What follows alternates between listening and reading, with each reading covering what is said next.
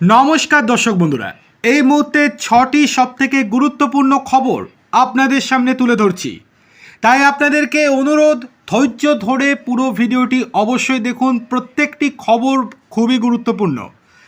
আর ভিডিওটি ভালো লেগে থাকলে লাইক, কমেন্ট, শেয়ার এবং চ্যানেলটিকে সাবস্ক্রাইব করতে একদম ভুলবেন না। তাহলে চলুন শুরু করা যাক ভিডিওটি। 1 নম্বর, প্রথমে একটা ভালো খবর দিয়ে শুরু করি। আমি বলবো, হাতে আইন কেউ নেবেন না। আগামী বিজেপি সরকার ভারতীয় ন্যায় সংহিতা অনুযায়ী, বিএনএস অনুযায়ী প্রত্যেকটা মামলাকে রিওপেন করবে। মমতা বন্দ্যোপাধ্যায়, অভিষেক বন্দ্যোপাধ্যায়দের বিরুদ্ধে সব মামলা রিওপেন হবে। আমরা ব্যবস্থা নেব। জয়ের পর নন্দীগ্রামের মাটিতে দাঁড়িয়ে স্পষ্ট বললেন শুভেন্দু অধিকারী। 2016, 2021, 2026 নন্দীগ্রামে জয়ের হ্যাট্রিক শুভেন্দুবাবুর। তাকে নিয়ে উচ্ছ্বসিত দলের কর্মী সমর্থকেরা। সেখানে দাঁড়িয়েই তিনি বললেন, আমার কাছে সব নাম লেখা আছে, লিস্টে সব নাম তোলা আছে, আমি আপনাদের ঋণ শোধ করবই, আপনারা নিশ্চিন্তে থাকুন। এবার আমার আবেদন, শান্তি বজায় রাখতে হবে। কুকুর মানুষের পায়ে কামড়ায়, মানুষ কখনো কুকুরের পায়ে কামড়াবে না। ওরা অনেক অত্যাচার করেছে। এই টাউন ক্লাবে যখন 15ই আগস্ট আসতাম, আমি এখানে বজরংবলীর পুজোতে আসতাম আর ফিতে কাটতে আসতাম কালী পুজোতে। তখনই আমি বলতাম, নন্দীগ্রাম এই দৃশ্য দেখেনি, ককটেল বোমা দিয়ে পুড়িয়ে দিয়েছিল। আমি বলবো, হাতে আইন কেউ নেবেন না। আগামী বিজেপি সরকার ভারতীয় ন্যায় সংহিতা অনুযায়ী, বিএনএস অনুযায়ী প্রত্যেকটা মামলাকে রিওপেন করবে। আমরা সবার বিরুদ্ধে ব্যবস্থা নেব। অর্থাৎ আপনারা যেটা চাইছিলেন, আশা করছি সেটাই হতে চলেছে খুব শীঘ্রই সরকার গঠনের পর। এবার চলে আসছি দ্বিতীয় গুরুত্বপূর্ণ খবরে। পালাতে গিয়ে হাতে নাতে গ্রেপ্তার তৃণমূল কাউন্সিলর, তাও কোথা থেকে? বিমানবন্দর থেকে।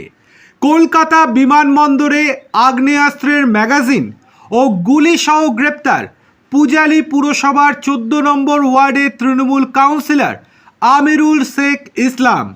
বিমানবন্দরে স্ক্যানিংয়ের সময় তার ব্যাগ থেকে একটি খালি ম্যাগাজিন ও 7.65 mm 6 রাউন্ড তাজা গুলি উদ্ধার হয় বলে খবর। তিনি ইন্ডিগোর একটি বিমানে যাত্রা করার জন্য বিমানবন্দরে পৌঁছচ্ছিলেন।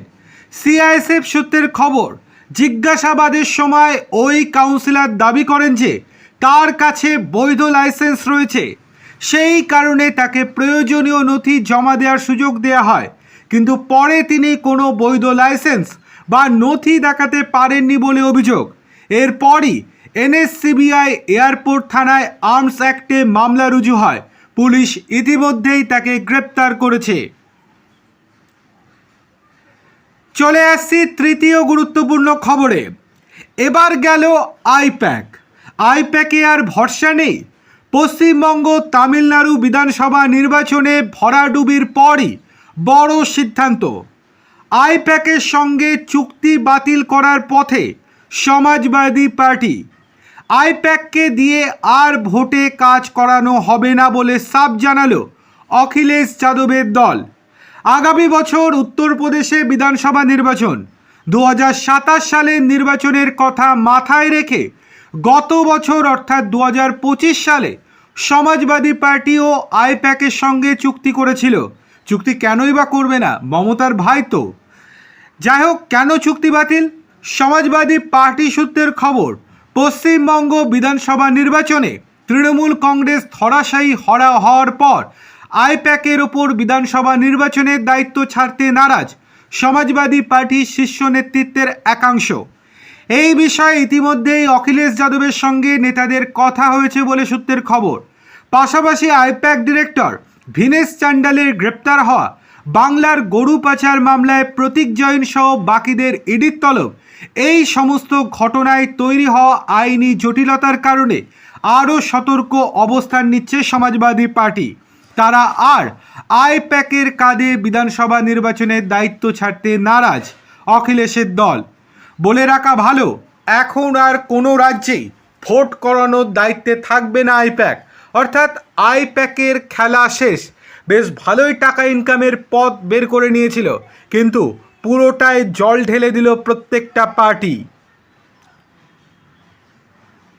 যাই হোক চলে আসছি চতুর্থ গুরুত্বপূর্ণ খবরে। লিওনেল মেসির কলকাতা সফর ঘিরে যে বিশৃঙ্খলা তৈরি হয়েছিল, বঙ্গে রাজনৈতিক পালা বদলের সঙ্গে সঙ্গে সেই পুরনো বিতর্ক সামনে চলে এলো। সরাসরি তৃণমূল কংগ্রেসকে নিশানা করলেন মেসির গোট ট্যুরের অন্যতম উদ্যোক্তা শতদ্রু দত্ত।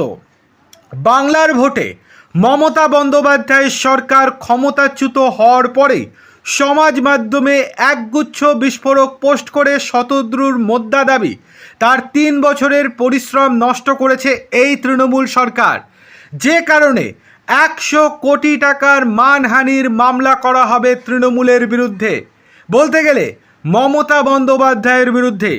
সোশ্যাল মিডিয়ায় একাধিক পোস্টে শতদ্রুবাবু লেখেন, ভোটে হারলেই সব শেষ হয়ে যায় না, তিনি আইনি লড়াই চালিয়ে যাবেন, প্রয়োজন হলে সুপ্রিম কোর্ট পর্যন্ত যাবেন। তার কথায়, শুধু নির্বাচনে হেরে গিয়েছে বলে ভেবো না, শাস্তি হয়ে গিয়েছে। আমি মানহানির মামলা করতে চলেছি, দরকার হলে সুপ্রিম কোর্ট পর্যন্ত যাব, কলার ধরে টানতে টানতে নিয়ে যাব, শেষ পর্যন্ত লড়ব, 100 কোটি টাকা আদায় করেই ছাড়ব মমতা বন্দ্যোপাধ্যায়ের কাছ থেকে। দেখার বিষয় শেষ পর্যন্ত এই জল কত দূর গড়ায়। আপনাদের কি মনে হচ্ছে, মমতা বন্দ্যোপাধ্যায় কি অস্বস্তিতে পড়তে পারেন? এক্ষেত্রেও অবশ্যই কমেন্ট করে জানান। চলে আসছি 5 নম্বর ভীষণ গুরুত্বপূর্ণ খবরে। চাকরি মিলেছিল আগের সরকারের আমলে, সরকারি পদে সরকারি কর্মীদের মতো কাজ করতে হলেও সেই চাকরি চুক্তিভিত্তিক ছিল। দাদাগিরি করতেন, রাস্তাঘাটে তোলাবাজি করতেন যখন তখন, আর 500 টাকা 1000 টাকা ঘুষ নিতেন বাইক আরোহীদের কাছ থেকে। স্থায়ীকরণের দাবিতে আন্দোলন করেও সুফল মেলেনি। রাজ্যে রাজনৈতিক পালাবদলের পর এবার সিভিক ভলেন্টিয়ার এবং অন্যান্য চুক্তিভিত্তিক কর্মীদের নিজের ভবিষ্যৎ নিয়ে চিন্তায় পড়ে গিয়েছে। বিজেপি সরকার তাদের প্রতিশ্রুতিতে জানিয়েছিল সমস্ত সরকারি পদে নিয়োগ করা হবে, কোনো চুক্তিভিত্তিক স্টাফ বা সিভিক ভলেন্টিয়ার থাকবে না। কিন্তু সিভিক ভলেন্টিয়ার বা চুক্তিভিত্তিক স্টাফেরা ভেবেছিলেন যে তৃণমূল সরকার আবারও আসবে, তারা আবারও দাদাগিরি করতে পারবেন, বহাল তবিয়াতে থাকবেন, কিন্তু সেই আশায় জল ঢেলে দিচ্ছে বিজেপি। আগামী দিনে চাকরিটা আদৌ থাকবে তো? নতুন সরকার ছাঁটাই করে দেবে না তো?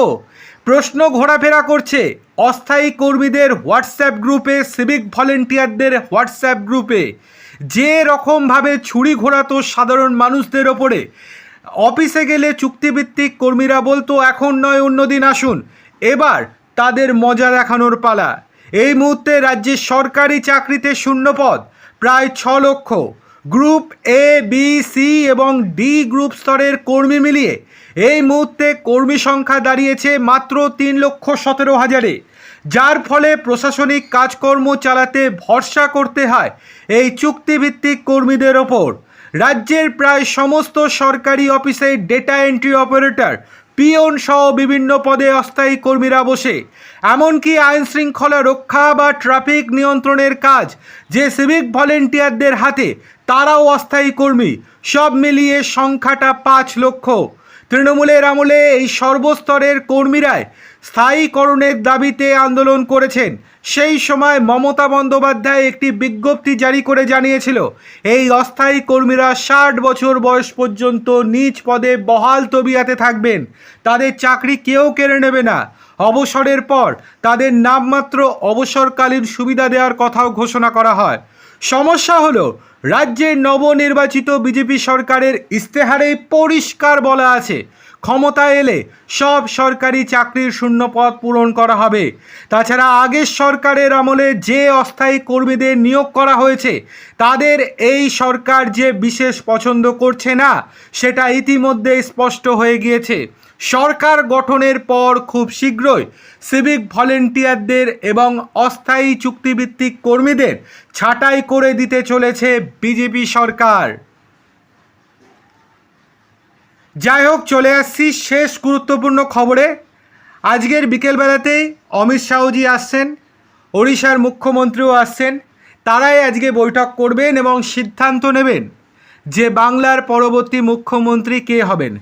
গতকাল রাত থেকে সোশ্যাল মিডিয়ায় একটা পোস্ট ভাইরাল হয়েছিল যে শুভেন্দুবাবুই মুখ্যমন্ত্রী হচ্ছেন, কিন্তু বিজেপি অফিসিয়াল পেজ থেকে জানিয়ে দিয়েছে যে ওটা ভুয়ো একেবারেই, এখনও সিদ্ধান্ত হয়নি। আজকে 4টে থেকে বৈঠক হবে, বৈঠকের পর হয়তো আজকেই চূড়ান্ত সিদ্ধান্ত হয়ে যেতে পারে, অর্থাৎ রাতের মধ্যে বা আগামীকাল সকালের মধ্যেই আপনারা আশা করছি জেনে যাচ্ছেন বিজেপির পরবর্তী মুখ্যমন্ত্রী অর্থাৎ বাংলার পরবর্তী মুখ্যমন্ত্রী কে হবেন। যাই হোক, অসংখ্য ধন্যবাদ এতক্ষণ পুরো খবরটি শোনার জন্য।